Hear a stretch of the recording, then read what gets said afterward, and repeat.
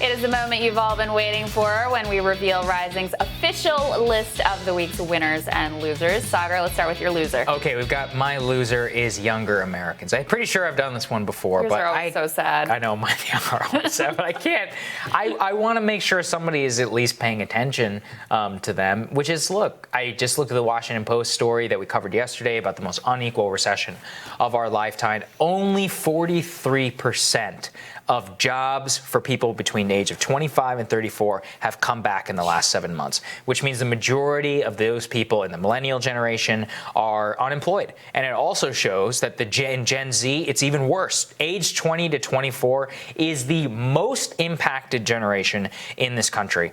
I think about all these kids in college. What are they going to do? What are you going to do if you graduate? And remember, most Americans don't go to college. So if you're a working class American and you had a job prospect about maybe going to go work in a factory or going to go work a gas station attendant, go work in one of these types of jobs, it's not going to happen, very likely. Many of those gas stations, they're closed. Many of these convenience stores, many of the grocery stores, many of these, they're gone. I mean, 100,000 small businesses, the main entree point for so many working class Americans into the workforce, just gone. Look, in the modern economy, what are the jobs that you get coming right out of high school? Service. I mean, you work in retail, right? You're stocking shelves, those sorts of things. That service economy has been decimated, and there's no sign that it's coming back anytime soon. And so we also know, especially from what happened with the Great Recession, that when you're knocked off at the beginning of your career like that, the impact of that will last your entire life. It's a compounding effect, lack of wealth. That's exactly right. And so we see with the millennial generation, even older millennials, like as a generation, they've been able to accumulate so much less wealth than previous generations at the same age. So you can only imagine now this second hit and Gen Z coming into the workplace at this time. It is a devastating blow for so many people. My loser this week after watching that debate is Chris Wallace. And I sort of I don't really blame him. I don't think it was his fault. It wasn't.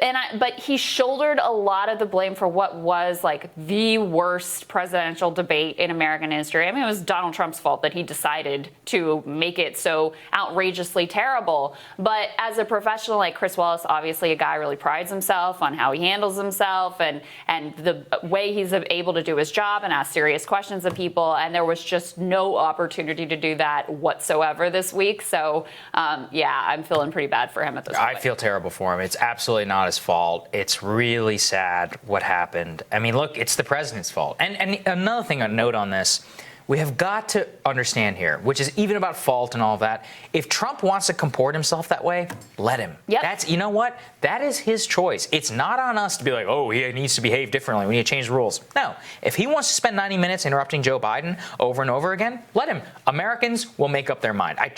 We need to trust people more. We don't put any trust or agency in the hands of voters. They're smart enough to know and be like, hey, that's pretty annoying. Maybe I won't vote for that guy. That is actually very likely to happen. Yeah. So, literally the conversation around this drives me crazy. No, he's an adult and he's the president of the United States. And if he wants to conduct himself like a fool and a jerk, then you can't stop him. You know, what are you going to handcuff him, put tape over his mouth so that he doesn't interrupt? No, if he wants to put that on display, then we all, I guess, have to. 65. We have the choice to turn it off. At least you all do. We have to watch for our job. 65 million people voted for him. If he wants to act that way, be my guest. Yeah. Right. So we have a joint winner this week, That's right. which is Joe Biden.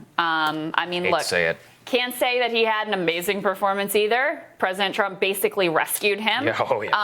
But coming out of that debate, look, overwhelmingly, people said that he won. The polls that we've gotten after the fact have shown a little bit of a bump. But bottom line is he's ahead and the clock is running down and there is very little time for the president left to turn this thing around. And now he's going to be in the best case scenario, and God forbid that, that he takes a turn for the worse and really becomes sickened with coronavirus. Best case scenario, though, he's kind of out of commission for at least 14 days. Yeah, no, at least 10 to 14 days. The next debate is supposed to be 13 days away. Nobody knows that's going to happen. Might be a Zoom debate, which shoot me in the head if that's actually what's going to happen. And then, the reason I think I had to pick Biden too is it's empirically true. This is a benefit for him. As long as he doesn't test positive himself, he's going to be in a better off position.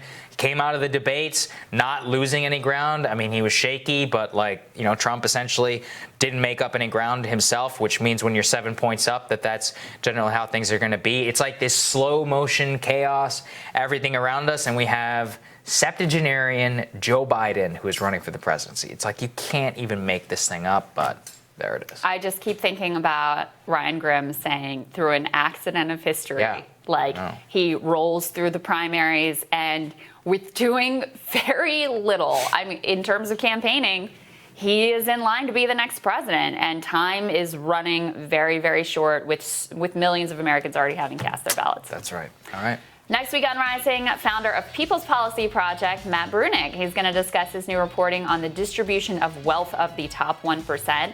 And also, Bolivian socialist presidential candidate Luis Arcid is going to explain why Bolivia's democracy is still in danger following mass protests in the country last month. And remember to hit that subscribe button so you don't miss any of our videos. Don't forget to like and share as well. See you guys tomorrow. Have a good one, guys.